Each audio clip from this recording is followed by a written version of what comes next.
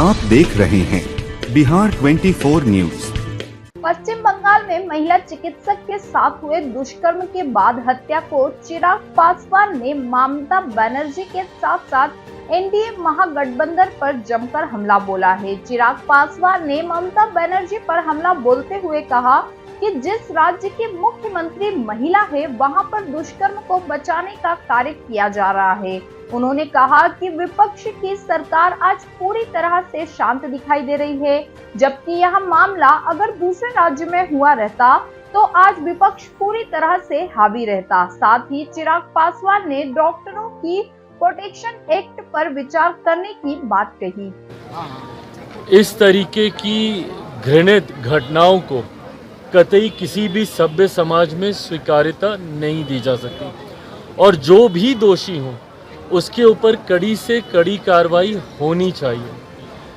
अफसोस मुझे तब होता है जब ऐसे विषयों का भी राजनीतिकीकरण कर दिया जाता है। जिस तरीके से बंगाल में हिंसा चरम सीमा पर है, एक तो ऐसी शर्मनाक निंदनीय घटना वहाँ पर घटी, उसके बाद जिस तरीके से वहाँ पर आज की तारीख में एक आगजनी जैसा माहौल बनाया जा रहा है और मुझे नहीं पता कि इसके पीछे कौन है।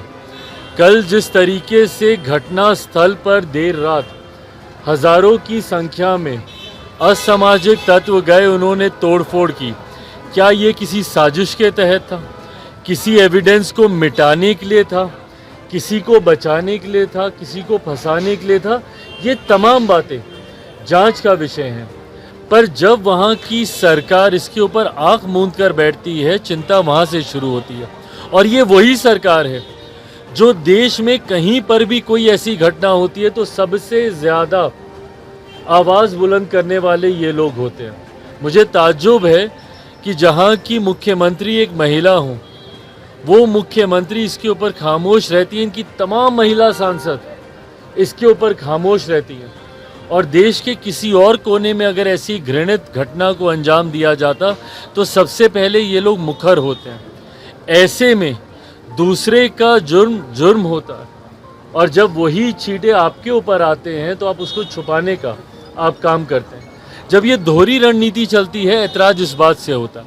मैं पुनः दोहराता हूँ, देश के किसी कोने में आज मेरे प्रधानमंत्री आदरणीय नरेंद्र मोदी जी ने भी अपने स्वतंत्रता दिवस के कार्यक्रम में देश को संबोधित करते हुए सुबह अपने वक्तव्य में भी ये बात उन्होंने प्रमुखता से कही कि समाज को भी जिम्मेदारी को लेना होगा।